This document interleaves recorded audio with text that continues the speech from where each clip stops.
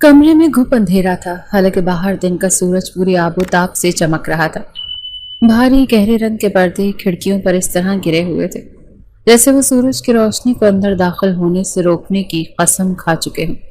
कमरे का खौफनाक माहौल, जिसमें कीमती फर्नीचर और दीवारों पर लगी नायाब पेंटिंग्स भी तारीकी में डूबी हुई थी, इस कमरे के मालिक के बिगड़े हुए मिजाज का सबूत दे रहा था।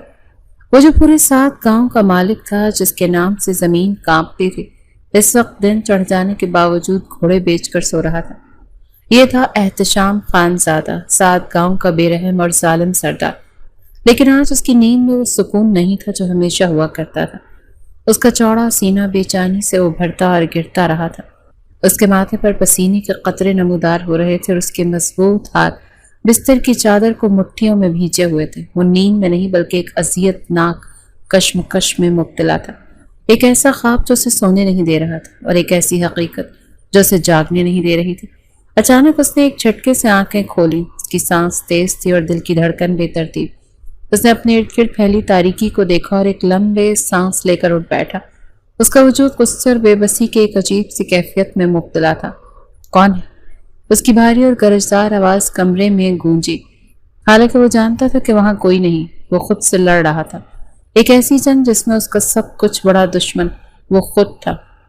उसकी अना, उसका गुरूर, उसकी सरदारी, सब कुछ दांव पर लगा हुआ था। और वजह एक 17 साला लड़की, एक मामूली किसान की नीली आंखों वाली बेटी। ये क्या हो रहा है मेरे साथ? वो अपने बालों में उंगलियां फेरते हुए खुद से बोला, मैं एहतशाम खानजादा, जिसके सामने लोग सर नहीं उठाते और एक लड़की के लिए रातों की नींद हराम कर रहा है। इसका जहन माजी के कुछ औराफ पलटने लगा। एहतशाम खानजादा हमेशा ऐसा नहीं था। उसके वालिद फलक शेर खान एक उसूल पसंद और मुनसिफ सरदार थे, लेकिन उनकी मौत के बाद जब सरदारी एहतशाम को मिली तो उसने ताकत को अपने गुरूर की तस्कीन का जरिया बना लिया। वो लोगों पर जुल्म करता, उनके फैसले अपनी मर्जी से करता और जो कोई उसके खिलाफ आवाज उठाता उसकी आवाज हमेशा के लिए खामोश कर दी जाती। उसे चंद माह पहले का वो वाकया याद आया जब उसके गांव की एक लड़की ने दूसरे गांव के लड़के से भागकर शादी कर ली थी। जब ये मामला उसके सामने पेश हुआ तो उसने अपने आदमियों को हुक्म दिया कि मुझे वो दोनों जिंदा या मुर्दा इसी दरबार में चाहिए। उसके कारिंदे उन दोनों को ढूंढ कर ले आए। वो दोनों उसके सामने हाथ जोड़कर खड़े थे। लड़के ने हिम्मत करके कहा, सरदार, हमने कोई गुनाह नहीं किया, हमने निकाह किया है। एहतशाम की आंखों में खून उतर आया था। वो अपनी कुर्सी से उठा और उनके करीब आकर धाड़ा, तुमने हमारे गांव के उसूल के खिलाफ ये कदम उठाया है। यहाँ की लड़कियां हमारी इज्जत हैं और तुमने हमारी इज्जत को दूसरे गांव में ले जाने की जुर्रत की है। उसने बगैर कोई दलील सुने सरेआम उन दोनों को कत्ल करने का हुक्म दे दिया। उस दिन के बाद से उसका खौफ और दबदबा 7 गांव में मजीद बढ़ गया। लोग उसके नाम से भी डरने लगे थे। वो एक ऐसा हुक्मरान था जिसकी सल्तनत में मोहब्बत और अपनी मर्जी जैसे अल्फाज की कोई गुंजाइश नहीं थी। लेकिन फिर वो दिन आया जिसने उसकी दुनिया बदल कर रख दी। वो अपने घोड़े पर सवार गांव की जमीनों का मुआयना करने निकला। उसका खास मुलाजिम शम्स उसके साथ था। सूरज गुरूब हो रहा था और हल्की हल्की हवा चल रही थी। तभी उसकी नजर खेतों में अपनी सहेलियों के साथ खिलखिलाती हुई एक लड़की पर पड़ी। वो सबसे अलग थी, सबसे मुनफरिद। उसकी नीली आंखें शाम की रोशनी में जगमगा रही थी और उसकी हंसी हवा में मौसीकी की तरह घुल रही थी। एहतशाम ने अपने घोड़े की लगाम खींची। उसने जिंदगी में हजारों चेहरे देखे थे, लेकिन इस चेहरे में कुछ ऐसा था जिसने उसके दिल की धड़कन को बेतरतीब कर दिया था। एक अजीब सी बेचैनी ने उसके वजूद में घर कर लिया था। ये लड़की कौन है शम्स? उसने अपनी भारी आवाज में पूछा, लेकिन उसकी आवाज में हमेशा वाला रोब नहीं था। शम्स ने उसकी तरफ देखा और एहतराम से जवाब दिया कि खान, ये अज्जू किसान की बेटी है, नूरे। एहतशाम खानजादा ने अपनी मूंछों को ताव देते हुए एक बार फिर उस लड़की की तरफ देखा। वो लड़की जिसका नाम नूरे था, उसके पत्थर जैसे दिल पर पहली दस्तक दे चुकी थी। वो नहीं जानता था कि ये दस्तक उसकी अना की दीवारों को रेजा रेजा करने वाली है। नूरे अपनी दुनिया में मगन थी। वो अपनी सहेलियों के साथ आंख मिचोली खेल रही थी। उसकी आंखों पर पट्टी बंधी थी और वो अपनी बाहें फैलाए कह लगाती हुई उन्हें पकड़ने की कोशिश कर रही थी। इसकी सहेलियां यास्मीन और रेशमा उसे छेड़ रही थी और उसके इर्द गिर्द भाग रही थी।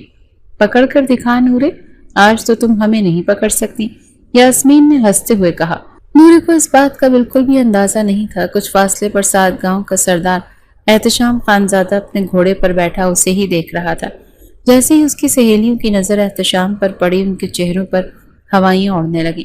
ان کی ہنسی اور شرارتیں ایک دم ختم ہو گئیں۔ وہ ڈر اور خوف سے سہم کر ایک طرف کھڑی ہو گئیں، لیکن نورے جو ان سب سے بے خبر تھی اپنی ہی دن میں آگے بڑھتی رہی۔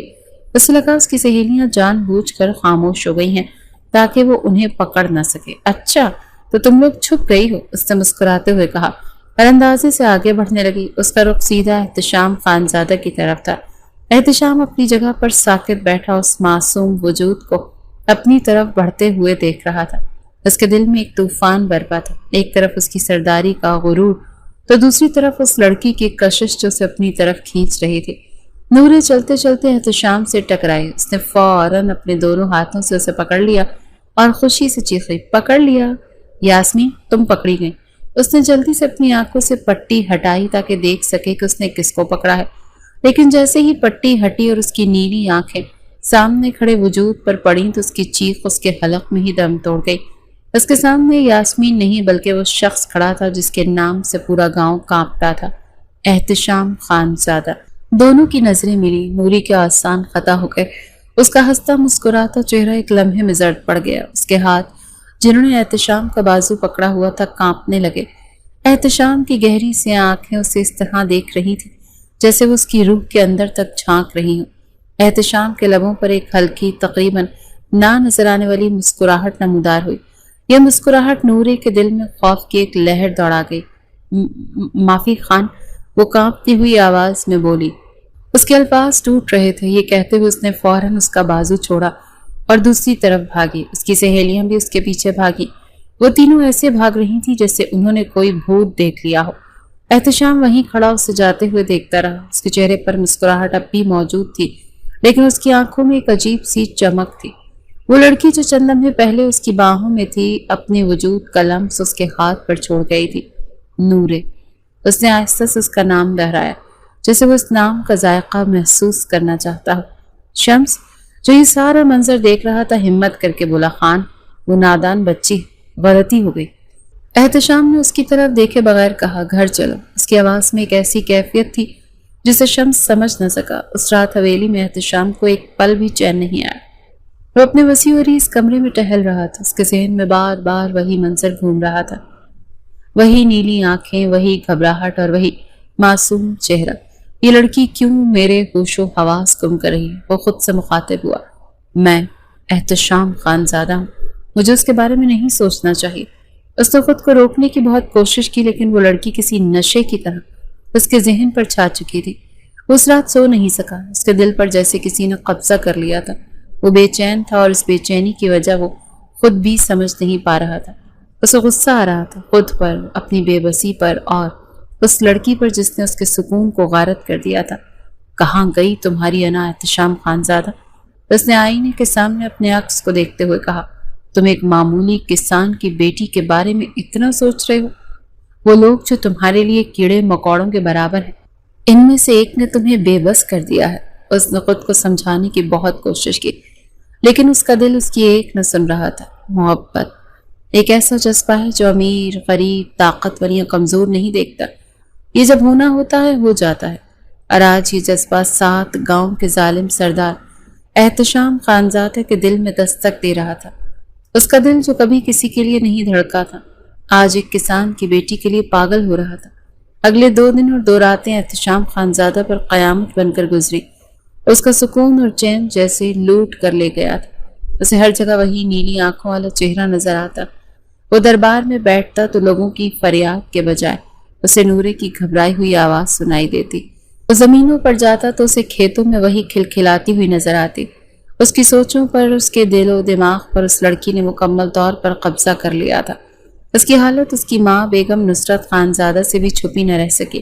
وہ ایک باروبر اصول پرست خاتون تھی جن کے لیے خاندانی انا اور روایات ہر چیز سے بڑھ کر تھی۔ انہوں نے اپنے بیٹے میں یہ تبدیلی محسوس کر لی تھی۔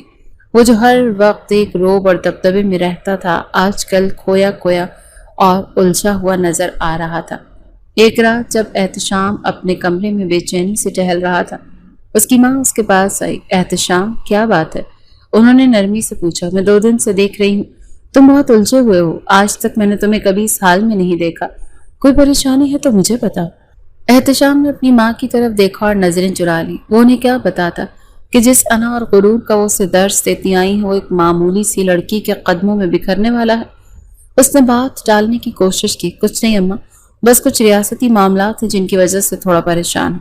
اس کی ماں اس کے قریب آئی اور اس کے کاندھے پر ہاتھ رکھا۔ تم فلک شیر خانزادہ کے بیٹے ہو احتشام، تمہارے اندر کا غرور اور تمہاری انا ہی تمہاری خاندانی پہچان ہے۔ میں نے تمہیں کمزور پڑنا نہیں سکھایا، جو بھی مسئلہ ہے اس کا سامنا کرو۔ ماں کی بات نے اس کے اندر کے طوفان کو مزید ہوا دے دی۔ وہ جانتا تھا کہ اگر اس نے اپنے دل کی بات مانی تو اپنی خاندانی روایات کو توڑ دے گا، اور اگر اس نے اپنی انا کی سنی تو اس لڑکی کو کھو دے گا جس نے اس کا سکون چھین لیا تھا۔ وہ یہ بات اپنی ماں کو نہیں بتا سکتا تھا کیونکہ وہ جانتا تھا کہ وہ کبھی بھی ایک کسان کی بیٹی کو اپنی بہو کے طور پر قبول نہیں کریں گے۔ دوسری طرف نورے کی حالت بھی کچھ مختلف نہیں تھی۔ جب سے اس کا سامنا احتشام خانزادہ سے ہوا تھا، اس کی ہنسی اور شرارتیں کہیں کھو گئی تھی۔ وہ ہر وقت سہمی اور خاموش رہتی تھی۔ اسے ایک ہی ڈر کھائے جا رہا تھا کہ نہ جانے اب کیا ہوگا۔ وہ بار بار اپنی سہیلیوں سے یہی ذکر کرتی، یاسمین، اگر خان کو میری وہ حرکت بری لگ گئی تو کیا ہوگا؟ نہ جانے وہ میرے ابا کو کتنی کڑی سزا دیں گے۔ یاسمین اسے تسلی دیتی کہ کچھ نہیں ہوگا نورے، خان نے وہاں کچھ نہیں کہا تو اب کیا کہیں گے، تم فکر مت کرو۔ لیکن نورے کا دل مطمئن نہیں تھا۔ وہ جانتی تھی کہ سردار کا غصہ کتنا برا ہے۔ وہ جو شور مچانے والی، ہلا گلا کرنے والی نورے تھی، اچانک سے بالکل خاموش ہو چکی تھی۔ اس نے پریشانی کے عالم میں اپنی ماں کو بھی کچھ نہیں بتایا کیونکہ وہ انہیں پریشان نہیں کرنا چاہتی تھی۔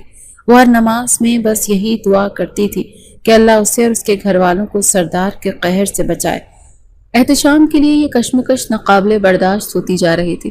ایک رات جب اس کی بے چینی حد سے بڑھ گئی، اس کا دل اسے مجبور کرنے لگا۔ محبت کے سامنے انا اور غرور کو توڑنا پڑتا ہے احتشام۔ اس کے اندر سے آواز آئی، کیا ہوا اگر وہ ایک معمولی کسان کی بیٹی ہے؟ تم اس سے محبت کرتے ہو اور محبت کسی ذات پات کی محتاج نہیں ہوتی۔ حاصل کر لو اپنی محبت کو۔ یہ سوچ آتے ہی اس نے ایک فیصلہ کیا، وہ مزید اس اذیت میں نہیں رہ سکتا۔ اس نے اپنے فارم ہاؤس جانے کا فیصلہ کیا جو گاؤں سے کچھ دور تھا۔ اس رات کے اندھیرے میں اپنے خاص ملازم شمس کو فون کیا اور گاڑی تیار کرنے کا حکم دیا۔ کچھ ہی دیر میں وہ فارم ہاؤس پہنچ چکا تھا۔ رات کی خاموشی میں صرف جھینگروں کی آوازیں تھیں۔ اس نے شمس کو اپنے پاس بلایا۔ کیا نام تھا اس لڑکی کا جو ہمیں اس دن کھیتوں میں ملی تھی؟ اس نے پوچھا۔ اس کی آواز میں ایک عجیب سی تھکاوٹ تھی۔ شمس حیران ہوا کہ خان کس لڑکی کی بات کر رہا ہے۔ کون سی لڑکی خان؟ احتشام نے بے صبری سے کہا، وہی جو آنکھ مچولی کھیلتے ہوئے مجھ سے ٹکرائی تھی۔ شمس کو یاد آیا، وہ خان کے لہجے میں تبدیلی محسوس کر رہا تھا۔ آج اس کی بات میں وہ ہمیشہ والا روب اور دبدبا نہیں تھا، بلکہ وہ اندر سے ایک ٹوٹا ہوا انسان محسوس ہو رہا تھا۔ اس نے دھیرے سے جواب دیا، خان، اس لڑکی کا نام نورے ہے، بہت اچھی اور معصوم بچی ہے۔ اس سے جو کچھ بھی ہوا غلطی سے ہوا۔ شمس کو لگا شاید خان اسے سزا دینا چاہتا ہے، اسی لیے وہ نورے کی صفائیاں دینے لگا۔ لیکن احتشام کے چہرے پر غصے کے بجائے ایک ہلکی سی مسکراہٹ نمودار ہوئی۔ اس نے گہری سانس لی اور ایک ایسا حکم دیا جس نے شمس کے پیروں تلے سے زمین ہی نکال دی، مجھے وہ لڑکی چاہیے۔ شمس نے چونک کر پوچھا، کیا مطلب خان؟ آپ کو نورے چاہیے؟ احتشام نے اپنی کرسی پر بیٹھتے ہوئے پرسکون لیکن مضبوط لہجے میں کہا، ہاں، آج، ابھی اور اسی وقت۔ نورے مجھے اس فارم ہاؤس پر چاہیے۔ شمس کے لیے احتشام خانزادہ کی یہ حکم کسی پہاڑ کی طرح بھاری تھا۔ وہ برسوں سے خانزادہ خاندان کا وفادار تھا، لیکن نورے کا باپ اجو اس کا بچپن کا دوست، اس کا لخت جگر تھا۔ نورے اسے اپنی بیٹیوں جیسی عزیز تھی۔ وہ کیسے اپنے ہی دوست کے گھر پر ڈاکہ ڈال سکتا تھا اور اس کی بیٹی کو اغوا کر کے سردار کے حوالے کر سکتا تھا؟ وہ جانتا تھا کہ سردار کے لیے گاؤں کی لڑکیاں کوئی اہمیت نہیں رکھتی۔ اسے جو چیز پسند آ جاتی ہے وہ اسے ہر حال میں حاصل کر لیتا ہے، چاہے اس کے لیے اسے کسی کی زندگی کو ہی کیوں نہ چھیننا پڑے۔ احتشام نے شمس کو گہری سوچوں میں گم دیکھا تو اس کی آواز میں سرد مہری لوٹ آئی۔ کن سوچوں میں گم ہو شمس؟ یاد ہے نا، جو نمک حرامی کرتے ہیں ان کی سزا کیا ہوتی ہے؟ اس دھمکی نے شمس کو حقیقت کی دنیا میں واپس لا پٹکا۔ اس نے کانپتے ہوئے سر ہلایا، جی خان، سب جانتا ہوں۔ اس کے پاس انکار کی کوئی گنجائش نہیں تھی۔ سردار کا حکم پتھر پر لکیر تھا اور اس سے انحراف کا مطلب موت تھا۔ اس نے بھاری دل کے ساتھ سر جھکا لیا۔ رات کے اندھیرے میں شمس اپنے ساتھ 2 مسلح گارڈ کو لے کر اجو کے گھر کی طرف روانہ ہوا۔ باہر گاڑی میں احتشام خانزادہ خود بیٹھا انتظار کر رہا تھا۔ اس کا دل بھی عجیب سی کیفیت میں مبتلا تھا۔ وہ جانتا تھا کہ وہ غلط کر رہا ہے، لیکن اس کے دل نے اس کے دماغ پر قبضہ کر لیا تھا۔ وہ نورے کو حاصل کرنے کے لیے کسی بھی حد تک جانے کو تیار تھا۔ اجو کا گھر گاؤں کے کنارے پر ایک چھوٹا سا کچا مکان تھا۔ شمس اور اس کے ساتھیوں نے ڈاکوں کی طرح اس گھر پر چھاپا مارا۔ دروازہ توڑنے کی آواز سے اجو اور اس کی بیوی ہڑبڑا کر اٹھ بیٹھے۔ اس سے پہلے کہ وہ کچھ سمجھ پاتے، مسلح آدمی نے ان کے گھر میں داخل ہو چکے تھے۔ نورے جو اپنے کمرے میں گہری نیند سو رہی تھی، شور سن کر باہر آئی۔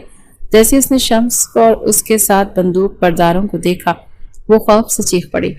شمس چاچا، آپ یہاں؟ یہ سب کیا ہے؟ اس کے ماں باپ روتے ہوئے ان کے سامنے ہاتھ جوڑ رہے تھے۔ خدا کے لیے ہمیں بتاؤ تو صحیح، ہوا کیا؟ ہماری کیا خطا ہے؟ شمس نے نظریں جھکائے ہوئے کہا۔ خان کا حکم ہے، وہ نورے کو بلوا رہا ہے۔ یہ سننا تھا کہ نورے کے ماں باپ کے پیروں تلے سے زمین ہی نکل گئی۔ اجو نے شمس کے پاؤں پکڑ لی۔ شمس، تو میرا بھائی، میری بیٹی کو مت لے کر جا۔ سردار سے کہو ہم سے کوئی غلطی ہو گئی تو ہمیں سزا دیں، ہماری بیٹی کو معاف کر دیں۔ نورے کی ماں رو رو کر بے حال ہو رہی تھی، لیکن خان کے حکم کے آگے کسی کی فریاد نہیں سنی گئی۔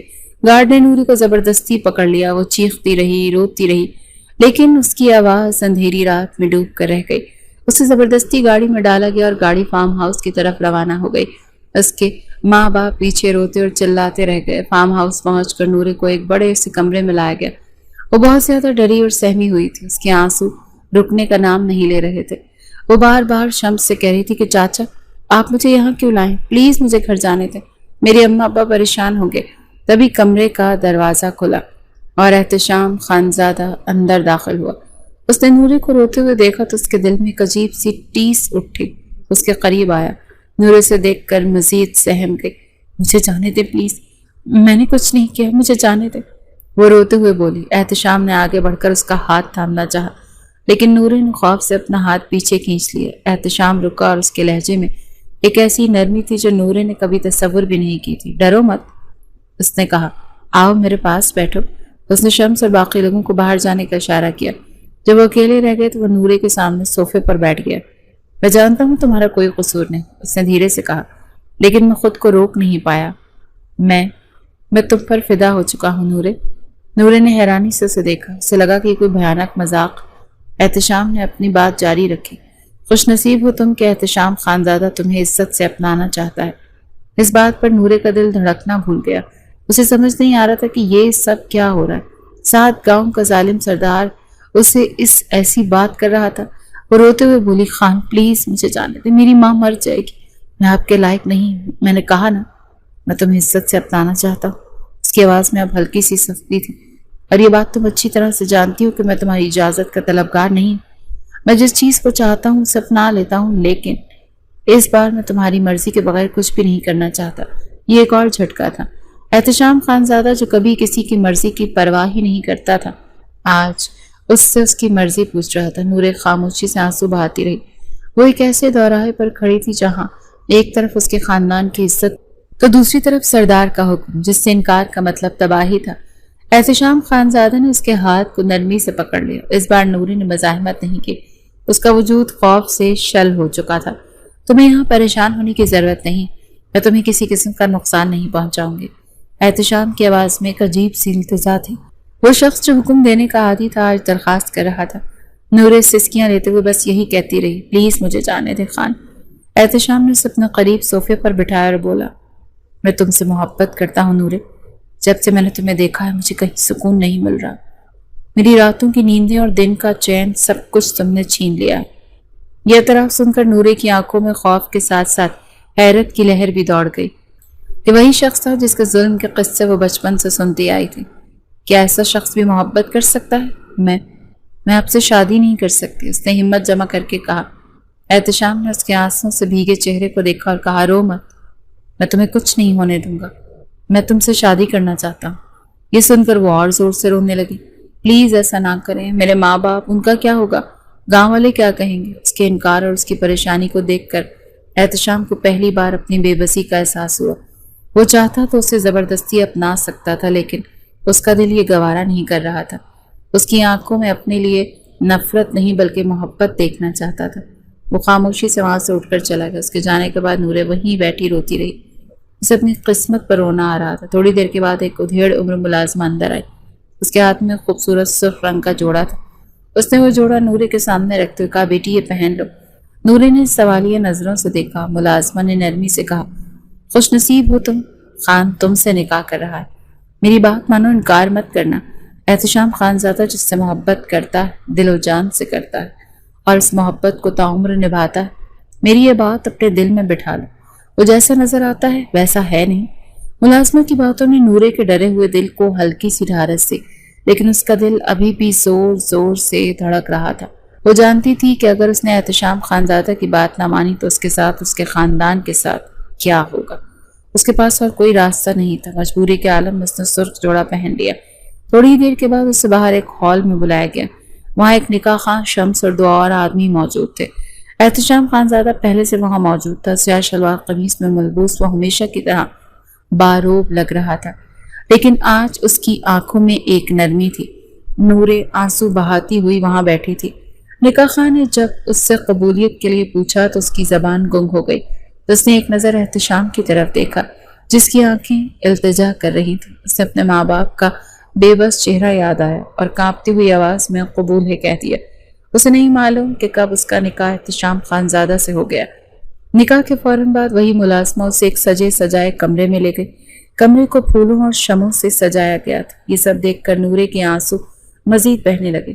کیا یہی نصیب ہے ہم غریبوں کا؟ ہمیں کہیں بھی باندھ دیا جاتا ہے اور ہمارے ماں باپ بے بس ہو کر کچھ نہیں کر سکتے۔ وہ دل ہی دل میں رو رہی تھی اور کچھ ہی دیر کے بعد دروازے پر دستک ہوئی اور احتشام خانزادہ اندر داخل ہوا۔ وہ سیاہ شلوار قمیص پر کاندھے پر کالی چادر ڈالے غضب ڈھا رہا تھا۔ یہ پہلا موقع تھا جب نورے نے اسے نظریں اٹھا کر ٹھیک سے دیکھا۔ وہ ایک لمحے کے لیے تو آنکھیں جھپکنا بھول گئی۔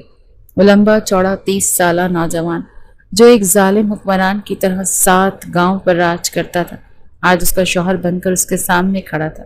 لیکن نہ جانے کیوں آج اس سے کچھ الگ سا لگا۔ اس نے فوراً اپنی نظریں جھکا لیں۔ احتشام خانزادہ دھیرے دھیرے چلتا وہ اس کے قریب آیا اور بیٹھ کے کنارے پر بیٹھ گیا۔ کمرے میں گہرا سکوت طاری تھا جسے صرف نورے کی ہلکی سسکیوں کی آواز توڑ رہی تھی۔ احتشام نے گہری سانس لی اور بولا، آج معلوم ہوا محبت تو اچھے خاصے انسان کی انا کو توڑ کر رکھ دیتی ہے۔ اس کی آواز میں ایک عجیب سی شکستگی تھی۔ اس نے نورے کی طرف دیکھا اور کہا، بہت خوبصورت ہو تم نورے۔ یہ کہتے ہوئے اس نے اپنا ہاتھ بڑھا کر نورے کے رخسار پر رکھنا چاہا جو آنسوؤں سے بھیگا ہوا تھا۔ نورے نے ایک جھٹکے سے اس کا ہاتھ دور کر دیا۔ اس کی یہ حرکت غیر متوقع تھی۔ احتشام خانزادہ جس کے سامنے کوئی نظر اٹھانے کی جرت نہیں کرتا تھا، اس کی بیوی نے اس کا ہاتھ جھٹک دیا۔ کسی اور وقت ہوتا تو شاید وہ آگ بگولا ہو جاتا، لیکن آج اسے ذرا برابر بھی غصہ نہیں آیا، بلکہ اس کے لبوں پر ایک ہلکی سی مسکراہٹ پھیل گئی۔ میں جانتا ہوں تم ڈری ہوئی ہو اور شاید مجھ سے نفرت بھی کر رہی۔ اس نے نرمی سے کہا، میں تمہیں تب تک نہیں چھوؤں گا جب تک تم خود اس کے لیے راضی نہیں ہو جاتی۔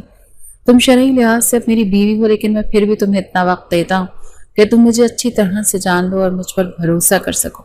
یہ ایک اور جھٹکا تھا جس نے نورے کو ہلا کر رکھ دیا تھا۔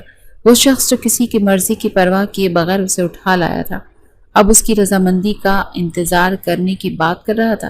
احتشام خانزادہ چاہتا تو اپنا حق زبردستی بھی وصول کر سکتا تھا، کیونکہ اب وہ شرعی طور پر اس کی بیوی تھی اور اس کے لیے کسی بھی چیز کو حاصل کرنا مشکل نہیں تھا۔ اس سے بھی زیادہ حیران وہ اس بات پر ہوئی تھی کہ احتشام خانزادہ نے بیڈ سے تکیہ اٹھایا اور صوفے کی طرف بڑھ گیا۔ تم آرام سے سو جاؤ، تمہیں مجھ سے ڈرنے کی ضرورت نہیں، یہ کہہ کر وہ صوفے پر سو چکا تھا۔ نورے نے حیرانی سے اسے دیکھا۔ آج پہلی بار اسے محسوس ہوا کہ سچ میں محبت انسان کو اندر سے بدل دیتی ہے۔ احتشام خانزادہ ظالم سردار مکمل طور پر نورے کی محبت میں گرفتار ہو چکا تھا اور اس سے محبت نے اس کے اندر کے انسان کو جگا دیا تھا۔ اگلی صبح جب نورے کی آنکھ کھلی تو احتشام کمرے میں نہیں تھا۔ تھوڑی دیر کے بعد ملازمہ ناشتہ لے کر آئی۔ اس نے نورے کو بتایا کہ خان صبح سویرے حویلی کے لیے نکل گئے ہیں۔ اس بات کا گاؤں میں کسی کو علم نہیں تھا کہ نورے احتشام خانزادہ کے فارم ہاؤس پر ہے۔ دوسری طرف نورے کے ماں باپ کا رو رو کر برا حال تھا۔ وہ اپنی بیٹی کی فکر میں گھل رہے تھے۔ انہوں نے ہمت کر کے احتشام خانزادہ کی حویلی جانے کا فیصلہ کیا۔ وہ حویلی پہنچے اور احتشام کی ماں بیگم نصرت خانزادہ سے ملنے کی درخواست کی۔ بیگم نصرت جو اپنے بیٹے کی غیر موجودگی اور پریشانی سے پہلے ہی الجھی ہوئی تھی، جب ایک معمولی کسان اور اپنی بیٹی کے اغوا کی شکایت کرتے سنا تو ان کا پارا چڑھ گیا۔ تمہاری جرت کیسے ہوئی خانزادہ حویلی میں آ کر ہمارے بیٹے پر الزام لگانے کی؟ وہ غصے سے چلائیں، میرا بیٹا ایسا نہیں، ضرور تمہاری بیٹی ہی خراب ہوگی، نکلو یہاں سے۔ انہوں نے نوکروں کو حکم دے کر نورے کی بے بس ماں باپ کو دھکے مار کر حویلی سے نکلوا دیا۔ وہ روتے ہوئے وہاں سے واپس آ گئے۔ جب احتشام خانزادہ حویلی پہنچا تو اسے اس بات کا علم ہوا۔ اسے اپنی ماں کے اس رویے پر شدید غصہ آیا۔ اس نے فوراً شمس کو حکم دیا کہ نورے کے ماں باپ کو عزت کے ساتھ حویلی لایا جائے۔ جب وہ دوبارہ حویلی آئے تو احتشام خود ان سے ملنے باہر آیا۔ اس نے ان سے معافی مانگی، مجھے معاف کر دیجیے گا، میں جانتا ہوں میں نے آپ لوگوں کے ساتھ بہت غلط کیا، لیکن میں نورے کے بغیر نہیں رہ سکتا۔ تبھی بیگم نصرت وہاں آ گئی۔ احتشام، یہ کیا ہو رہا ہے؟ تم ان معمولی لوگوں سے معافی مانگ رہے ہو؟ احتشام نے ایک فیصلہ کن نظر اپنی ماں پر ڈالی، پھر بلند آواز میں اعلان کیا، اماں اور آپ سب لوگ سن لیں، میں نے نورے سے نکاح کر لیا ہے، دلی طور پر اسے اپنی بیوی تسلیم کر لیا ہے۔ وہ اب اس حویلی کی بہو ہے اور میری عزت ہے۔ یہ اعلان بیگم نصرت پر بجلی بن کر گرا۔ کیا تم نے کسان کی بیٹی سے شادی کر لی ہے احتشام؟ تم ہوش میں تو ہو؟ یہ خانزادوں کی انا کے خلاف۔ انہوں نے واویلا مچایا۔ محبت انا نہیں دیکھتی اماں، احتشام نے پرسکون لیکن مضبوط لہجے میں کہا، اور میں نورے سے بہت محبت کرتا ہوں۔ کل وہ ساری حویلی میں اپنی پوری عزت اور حق کے ساتھ آئے گی۔ یہ کہہ کر اس نے نورے کے ماں باپ سے وعدہ کیا کہ وہ ان کی بیٹی کو ہمیشہ خوش رکھے گا اور انہیں حویلی سے عزت کے ساتھ رخصت کیا۔ احتشام خانزادہ نے آج اپنی محبت کے لیے اپنی اماں اور خاندانی روایات کے خلاف پہلی بغاوت کی تھی۔ اگلے ہی دن احتشام خانزادہ خود فارم ہاؤس گیا اور نورے کو لے کر حویلی پہنچا۔ اس نے نوکروں کو پہلے حکم دے دیا کہ حویلی کی چھوٹی بیگم کے استقبال کی شاندار تیاریاں کی جائیں۔ جب گاڑی حویلی کے بڑے سے گیٹ پر رکی تو نوکروں نے پھولوں کی پتیاں نچھاور کر کے ان کا استقبال کیا۔ نورے سہمی ہوئی گاڑی سے اتری۔ اس نے ایک سادہ سا لباس پہن رکھا تھا، لیکن اس کے چہرے کی معصومیت اور نیلی آنکھوں کی چمک اسے کسی بھی شہزادی سے کم نہیں دکھا رہی تھی۔ احتشام نے نرمی سے اس کا ہاتھ تھاما اور اسے لے کر اندر کی طرف بڑھا۔ بیگم نصرت خانزادہ اگرچہ دل سے اس رشتے پر راضی نہیں تھی، لیکن اپنے بیٹے کے فیصلے کے آگے مجبور تھی۔ وہ منہ بنائے ہوئے لاؤنج میں بیٹھی تھی اور احتشام نورے کو ان کے پاس لے جا کر کہا، اماں یہ آپ کی بہو ہے، اسے دعا دے۔ نورے نے جھک کر ان کے پاؤں چھونے کی کوشش کی، لیکن بیگم نصرت نے اپنے پاؤں پیچھے کر لیے۔ جیتی رہو، انہوں نے روکھے پن سے کہا۔ یہ سرد مہری نورے کے دل میں چبھ سی گئی۔ احتشام نے محسوس کیا کہ کیا اس کا ہاتھ تھام کر اسے اپنے کمرے کی طرف لے گیا۔ اماں کی باتوں کا برا مت ماننا، اس نے کمرے میں آ کر کہا، وہ جلدی تمہیں قبول کر لیں گی۔ نورے نے صرف سر ہلایا۔ اس کے لیے یہ سب کچھ ایک خواب کی طرح تھا، ایک ایسا خواب جس کی تعبیر وہ نہیں جانتی تھی۔ وہ گزرنے لگے دن اور احتشام کا رویہ نورے کے ساتھ دن بدن نرم ہوتا چلا جا رہا تھا۔ اس کا بہت خیال رکھتا تھا، اس کی ہر چھوٹی بڑی خواہش کا احترام کرتا تھا، لیکن نورے ابھی بھی اس سے تھوڑا فاصلے پر رہتی تھی۔ اس کے دل سے احتشام کا وہ ظالم سردار والا خوف پوری طرح نہیں نکلا تھا۔ احتشام نے محسوس کیا کہ نورے اس کے ساتھ کھل نہیں پا رہی۔ وہ جانتا تھا کہ اس کے دل سے ماضی کے زخم مٹانے میں وقت لگے گا۔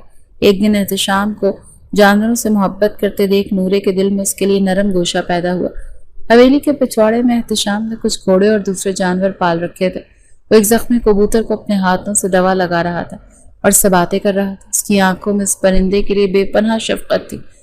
نورے چھپ کر یہ منظر دیکھ رہی تھی۔ اس کے دل میں یہ خیال آیا کہ یہ انسان جو جانوروں سے اتنی محبت کر سکتا ہے، وہ انسانوں پر اتنا ظلم کیسے کر سکتا ہے۔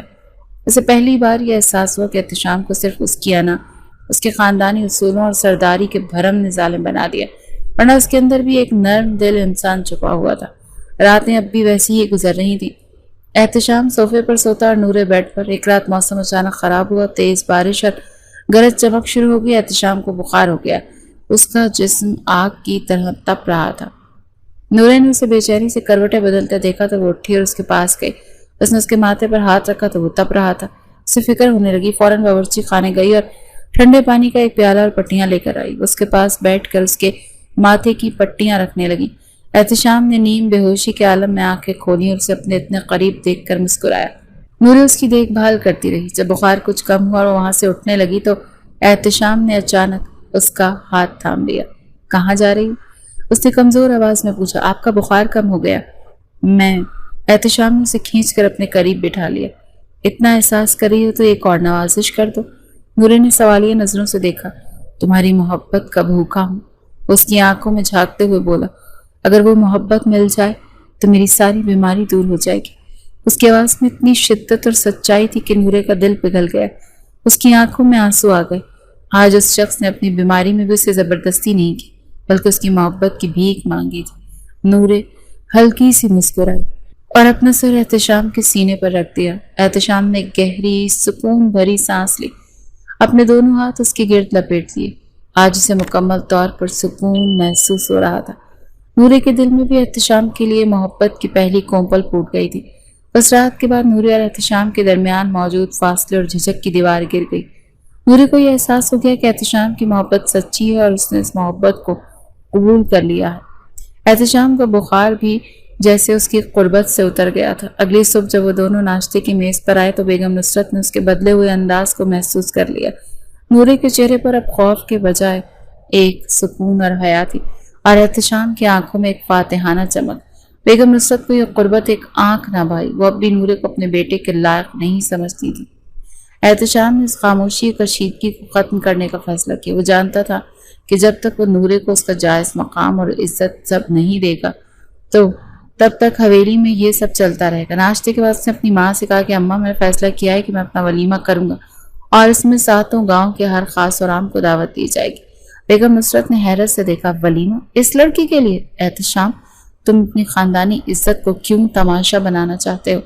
میں کوئی تماشا نہیں بنا رہا اماں، احتشام نے مضبوطی سے کہا۔ میں اپنی بیوی کو وہ عزت دے رہا ہوں جس کی وہ حقدار ہے۔ اس حویلی کی ملکہ اس کے فیصلہ کن لہجے کے آگے بیگم نصرت خاموش ہو گئی۔ وہ جانتی تھی کہ اب احتشام کو روکنا ناممکن ہے۔ ولیمے کی تیاریاں زور و شور سے شروع ہو گئیں اور پوری حویلی کو دلہن کی طرح سجایا گیا۔ ساتوں گاؤں میں یہ خبر آگ کی طرح پھیل گئی کہ سردار احتشام خانزادہ نے ایک معمولی کسان کی بیٹی سے شادی کر لی ہے اور ایک بہت بڑی دعوت کا اہتمام کر رہا ہے۔ لوگ حیران تھے اور طرح طرح کی باتیں کر رہے تھے۔ ولیمے کے دن نورے کو حویلی کے سب سے بہترین زری کے کام والے لباس میں سونے کے زیورات سے سجایا گیا۔ جب وہ تیار ہوئی تو آئینے میں اپنا عکس دیکھ کر خود بھی حیران رہ گئی۔ وہ واقعی کسی کہانی کی شہزادی لگ رہی تھی۔ احتشام جب اسے لینے کمرے میں آیا تو اسے دیکھتا ہی رہ گیا۔ اس کے قریب آیا اور اس کی پیشانی پر بوسہ دیتے ہوئے بولا، آج تم سب کو بتا دو گی کہ خان کی پسند کیسی ہوتی ہے۔ نورے شرما کر مسکرا دی۔ فنکشن میں ہزاروں لوگ موجود تھے اور ہر کوئی اس جوڑے کو دیکھنے کے لیے بے تاب تھا جس نے گاؤں کی تاریخ بھی بدل دی تھی۔ جب احتشام نورے کے ساتھ ہاتھ تھامے ہوئے پنڈال میں داخل ہوا تو سب کی نظریں ان پر جم گئیں۔ لوگ احتشام کے اس بدلے ہوئے روپ پر حیران تھے۔ وہ جو ہمیشہ غصے اور روب میں رہتا تھا، آج اس کی آنکھوں میں اپنی بیوی کے لیے بے پناہ محبت اور فخر تھا۔ اس نے نورے کے بازو میں بازو ڈال کر سب کے سامنے سٹیج پر آیا اور مائک کو سنبھالا۔ سب لوگ خاموشی سے یہ دیکھنے لگے کہ سردار کیا کہنے والا ہے۔ احتشام نے ایک نظر ہجوم پر ڈالی اور پھر نورے کو دیکھتے ہوئے بولا، آج یہاں موجود تمام لوگ گواہ رہنا، آج احتشام خانزادہ اپنی انا، اپنا غرور اور اپنی خاندانی رسم و رواج کو توڑتے ہوئے یہ اعلان کرتا ہے کہ آج کے بعد اس گاؤں میں ہر انسان کو اپنی مرضی سے زندگی جینے اور اپنی محبت کا انتخاب کرنے کا حق ہوگا۔ مجمع میں ایک سنسنی پھیل گئی۔ اس نے اپنی بات جاری رکھی، لوگ کہتے ہیں کہ میں ایک ظالم سردار ہوں۔ ہاں میں تھا، لیکن مجھے اور میری سوچ کو بدلنے والی کوئی اور نہیں۔ یہ میری بیوی نورے احتشام خانزادہ ہے۔ کہتے ہیں محبت بڑے بڑے انسانوں کو مزدور کر دیتی ہے، لیکن سچ یہ ہے کہ محبت انسان کو بہتر سے انسان بناتی ہے۔ اس نے مجھے سکھایا کہ اصل طاقت ظلم میں نہیں بلکہ محبت اور شفقت میں۔ یہ سن کر نورے کی آنکھوں میں خوشی کے آنسو آ کر اس نے فخر سے اپنے شوہر کی طرف دیکھا۔ اس بات پر لوگوں نے تالیاں بجانا شروع کر دی۔ آج پہلی بار لوگوں کے دلوں میں احتشام خانزادہ کے خوف کی جگہ عزت نے لی اور محبت پیدا ہو رہی تھی۔ اس سچ میں یقین ہونے لگا کہ محبت اگر دل سے کی جائے تو انسان بدل جاتا ہے اور ہر وہ چیز حاصل ہو جاتی ہے جس کی وہ تمنا رکھتا ہے۔ ولیمے کی تقریب بہت شاندار تھی۔ احتشام نے ہر مہمان سے، چاہے وہ امیر ہو یا غریب، خود جا کر ملاقات کی۔ اس نے نورے کے والدین کو بھی سٹیج پر اپنے پاس بٹھایا اور انہیں وہ عزت دی جس کی انہوں نے کبھی خواب میں بھی نہیں سوچا تھا۔ بیگم نصرت خانزادہ اگرچہ ابھی بھی پوری طرح سے خوش نہیں تھی، لیکن اپنے بیٹی کی خوشی میں خوش تھیں اور لوگوں کی طرف سے ملنے والے مثبت رویے دیکھ کر ان کا دل تھوڑا بہت نرم پڑ گیا تھا۔ تقریب کے اختتام پر جب تمام مہمان جا چکے، احتشام نورے کو لے کر ان کے کمرے میں آیا۔ کمرے کو ایک بار پھر پھولوں سے سجایا گیا۔ آج ان کی زندگی کی وہ خوبصورت رات تھی جب وہ دونوں بہت اچھے سے منانا چاہتے تھے۔ نورے بڑا سا گھونگھٹ نکالے بیڈ پر بیٹھی تھی۔ اس کا دل زور زور سے دھڑک رہا تھا، لیکن آج اس دھڑکن میں خوف نہیں بلکہ محبت اور انتظار کی کیفیت تھی۔ جیسے ہی احتشام کمرے میں داخل وہ تھوڑی سی سیدھی ہو کر بیٹھ گئی۔ احتشام نے دروازہ بند کیا اور مسکراتا وہ اس کی طرف بڑھا۔ وہ اس کے سامنے آ کر بیٹھا اور آہستہ سے اس کا گھونگھٹ اٹھایا۔ نورے کا چاند سا چہرہ جب اس کے سامنے آیا تو احتشام تو ایک پل کے لیے سانس لینا بھول گیا۔ اس کے سامنے آ کر بیٹھا اور آہستہ سے اس کا گھونگھٹ اٹھایا۔ نورے کا چاند سا چہرہ جب اس کے سامنے آیا تو احتشام ایک پل کے لیے سانس لینا بھول گیا۔ اس نے محبت بھری نظروں سے اسے دیکھا۔ نورے نے شرارت سے اپنا ہاتھ آگے کرتے ہوئے کہا، دے میری منہ دکھائی۔ تو احتشام ہنس پڑا۔ اس نے نورے کو اپنی باہوں میں بھر لیا اور بولا، اب تو زندگی کی ہر رات تمہیں منہ دکھائی ملے گی، اور اس منہ دکھائی میں میری محبت اور میرا پیار ہوگا۔ تم دنیا کی پہلی دلہن ہوگی جسے ہر روز منہ دکھائی ملے گی۔ اس نے اس کے کان میں سرگوشی کی، لیکن ایک وعدہ کرو۔ کیا؟ نورے نے دھیرے سے پوچھا۔ تم ہر روز اسی طرح دلہن بن کر میرے لیے تیار ہو کر بیٹھا کرو گی۔ نورے نے مسکراتے ہوئے اس بات میں سر ہلایا۔ اس رات ان دونوں نے اپنی محبت کا باقاعدہ آغاز کیا اور اپنی زندگی کے نئے سفر پر روانہ ہوئے۔ وقت گزرتا گیا۔ نورے کی محبت نے احتشام خانزادہ کو مکمل طور پر بدل کر رکھ دیا۔ وہ اب ایک ظالم سردار نہیں بلکہ ایک منصف اور ہمدرد حاکم بن چکا تھا۔ اس نے گاؤں میں لڑکیوں کی تعلیم کے لیے اسکول کھلوائے اور غریبوں کی مدد کے لیے کئی فلاحی کام شروع کیے۔ لوگ اب اس سے ڈرتے نہیں بلکہ اس سے محبت اور اس کی عزت کرتے تھے۔ نورے نے بھی حویلی کی چھوٹی بیگم کے طور پر اپنی ذمہ داریاں احسن طریقے سے نبھائیں۔ اس نے اپنی نرم محبت بھرے رویے سے سب کا دل جیت لیا، یہاں تک کہ اپنی ساس بیگم نصرت خانزادہ کا بھی۔ بیگم نصرت کو بھی آخرکار یہ ماننا پڑا کہ نورے ان کی بیٹی کے لیے بہترین انتخاب ہے۔ وہ اکثر نورے کو دیکھ کر سوچتی کہ اس معمولی سی دکھنے والی لڑکی نے ان کے گھر کو جنت بنا دیا ہے۔ ایک شام احتشام اور نورے حویلی کے باغ میں بیٹھے چائے پی رہے تھے۔ سورج غروب ہو رہا تھا اور آسمان پر رنگ برنگے رنگ بکھرے ہوئے تھے۔